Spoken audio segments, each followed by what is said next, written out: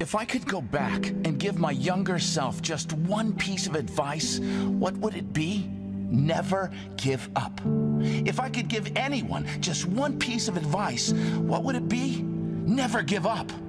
It's so sad to see so many people give up on the life they want to live just because of the need to fit in. Fit in with parents, fit in with friends, fit in with society. Too afraid to dream of how great life can be because life and others have offered plenty of examples of what can go wrong. Plenty of examples of how hard life is, how much of a struggle life is. Well, I don't buy that. I believe everyone is capable of creating the life they want.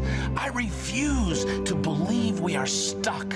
I refuse to believe in limitation. We are capable of anything, only if we believe that. Because with belief comes action. With belief comes possibilities. With belief, we are open to opportunities. When we refuse to give up on our dream, when we seek to find examples of those who have achieved the life they want, when we want to learn how we can make steps forward every day, when we are open to learn more, when we are willing to work for it, when we trust our intuition and follow our hearts, when we have the courage to trust the universe and reach for the sky, well, then anything is possible. If you believe it, you can achieve it. If you can dream it, there's no doubt you can be it. Believe in yourself. Shakespeare said, "Our doubts are traitors and make us lose the good we oft might win by fearing to attempt." See, most people fear failure so much they don't even try. Therefore, they fail by default. Achieving anything of significance in life will never be easy. But the only way you can guarantee not achieving anything is if you never try in the first place. You do not know what is going to happen in the future. Anything can happen if you believe in yourself and are willing to learn how to make it happen. It might not happen right away. It might take you longer than expected. But if you are committed and maintain belief that in the end you will achieve your desired outcome, you will achieve your desired outcome. Never give up. Never, ever give up.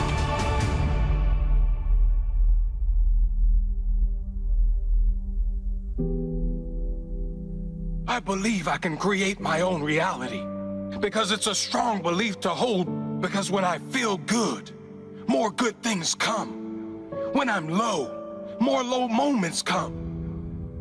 If you don't believe you create your own reality, then you're at the mercy of your circumstances, at the mercy of what happens to you.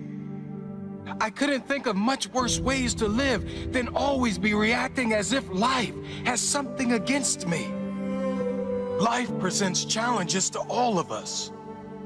When we accept all things that arrive, not as good or bad, but as part of our journey, we can respond to all things with character and presence rather than react in hate or anger. When we know that life isn't holding something personal, but rather see it as a challenge given to the strong, we can deal with it better. Never give up. Never, ever give up.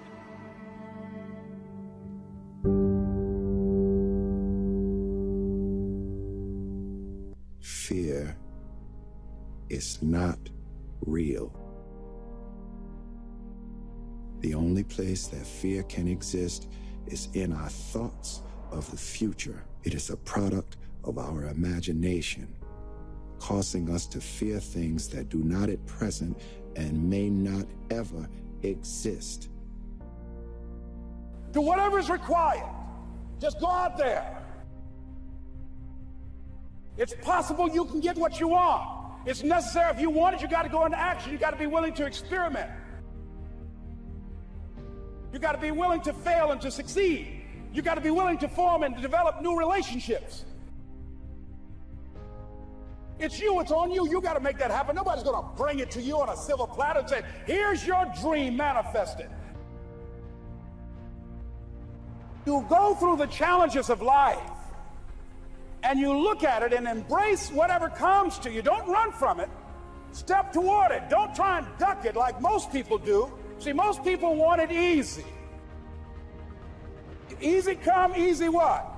Easy go. When you handle those hard things close at hand, making those hard decisions right now that you don't want to make. In times of suffering, what we do is we forget how hard we really are. Because that's what suffering is. Suffering is a test. That's all it is. Suffering is the true test of life.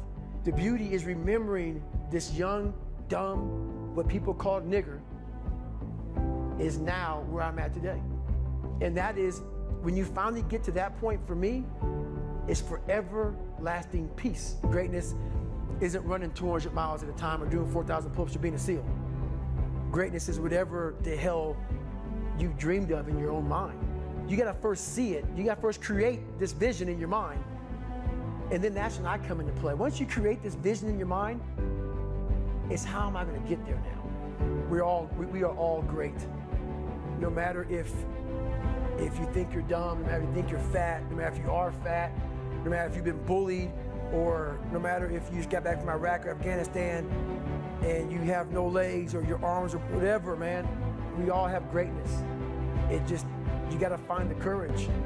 You gotta find the courage to put your Bose headphones on and silence the noise out of this world and to find it. There is a difference between passion and obsession. And high performers have obsession about the topic, right? They are obsessed about the topic in which they're trying to learn, master, grow into. And so that obsession is real. And I tell people the difference, here's how you know the difference between the two. When you're passionate, everybody cheers you on. They're stoked for you. Oh, you found your passion? Awesome. Follow your passion. Live with passion. Be passionate. Chase your passions. Everything, like passion, passion, passion, passion. Passion's good. Like the world's gonna be like, yay, passion, right? When you're obsessed, they're like, why you gotta be so crazy? Why can't you be satisfied? Why do you always gotta get things so perfect? Why do you spend so much time here? When you're obsessed, people think you're nuts. So it's different. And it's like, I always tell people, if no one thinks you're crazy, you're not yet operating to the outer limits of your potential. You're not there yet. Because somebody in your life should say, man, you really care about this in like a crazy way. And when you get there, you know you found your thing. And not everybody finds that. I think that's also why it's scary. Some people go, well, I'm passionate or I'm happy, but I don't really obsess about anything. You know, most people obsess about, you know, their shows on Netflix more than their life. I know people who obsess more about their you know, thread count in their sheets at their house than they do about the impact they're making in the world. Why do you think people can slip into an obsession over Netflix or whatever, or thread count, but they don't do that for something that could really change their life? Feedback. That's interesting. It's not what I expected you to say. What do you mean by that? Because, you know, buying something or getting pulled into Netflix, being obsessed about something that gives you no feedback is not scary. A real obsession, like trying to make an impact in the world, you're getting feedback. You try to make a difference in somebody's life, they're going to tell you, that doesn't resonate with me, Brendan. You try to make a difference in a nonprofit, you try to change the world, you try to start something like this, and the views come or they don't come, there's feedback. And people are terrified. It's one of the 4 central fears we all have, is rejection. We're terrified, like to be rejected. And think about, if you really want to make an impact, you're going to get a lot of judgment, you're going to get a lot of hate, and ultimately you're going to get rejection. People are going to like just diss on you, people are going to say that's not good enough, people are going to say, who do you think you are? And people are so worried about that they stop. And so it's easier. Things that don't give you feedback. Watching Netflix don't give you no feedback. It's easy. There's no disappointment there. Even if you don't like the show, what do? You just go on to the next show. There's no disappointment there.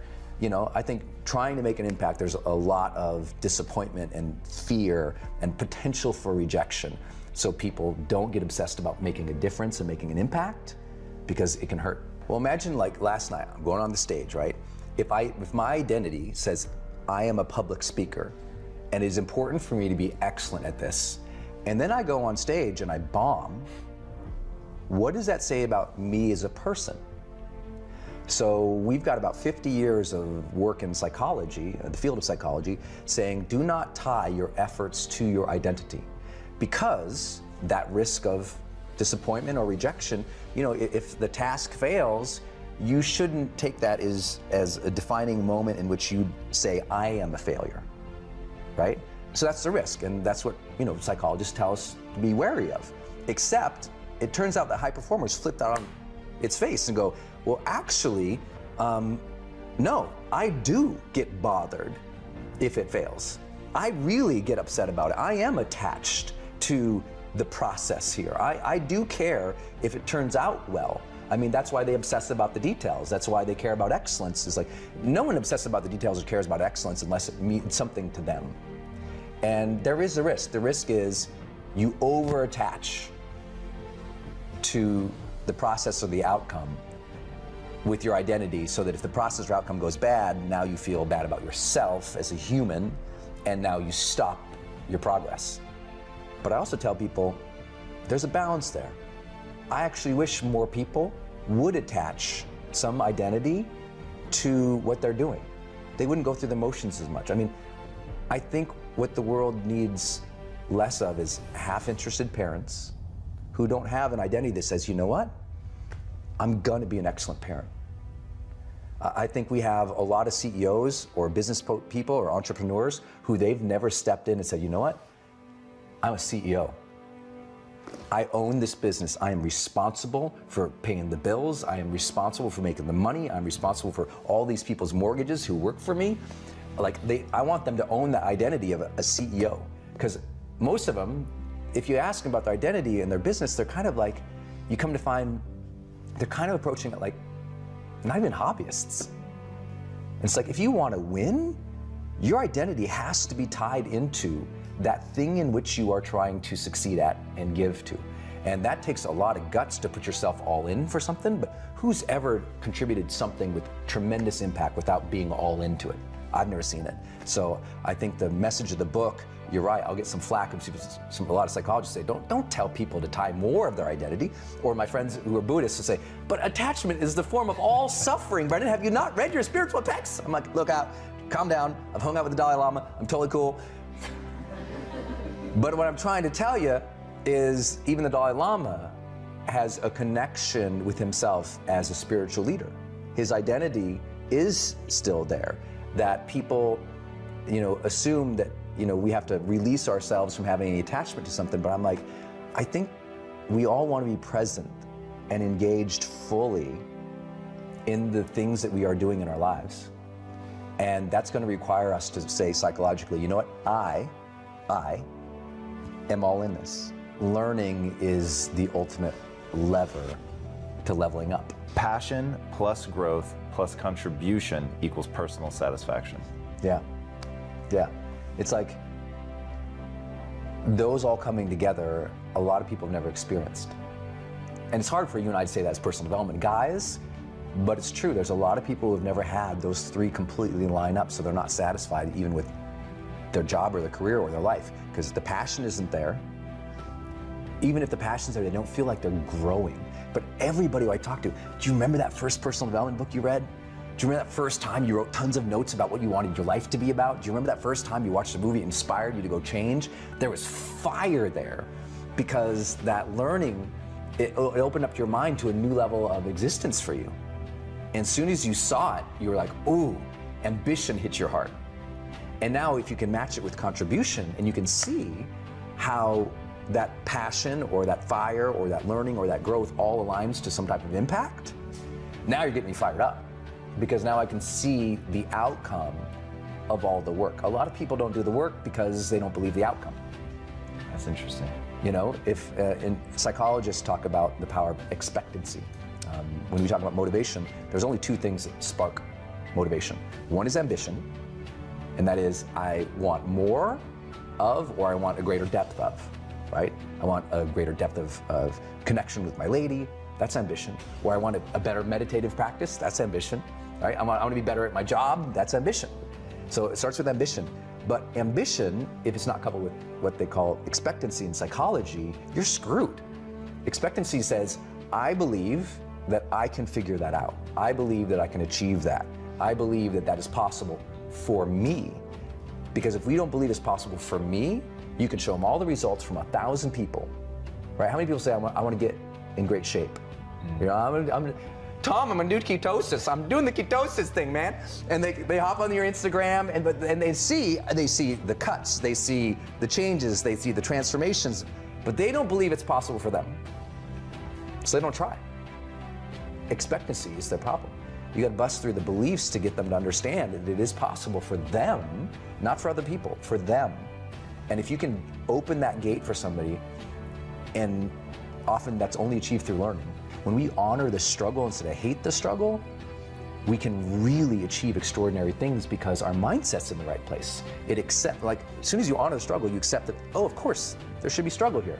I should honor this process. When you go to the gym to work out, you like honor that this is going to be hard, and honor that process of getting better. And the more that you bring honor to it, the more your psyche builds with strength, and you get a little bit of that esteem back because you see yourself engaging something versus avoiding it and running away.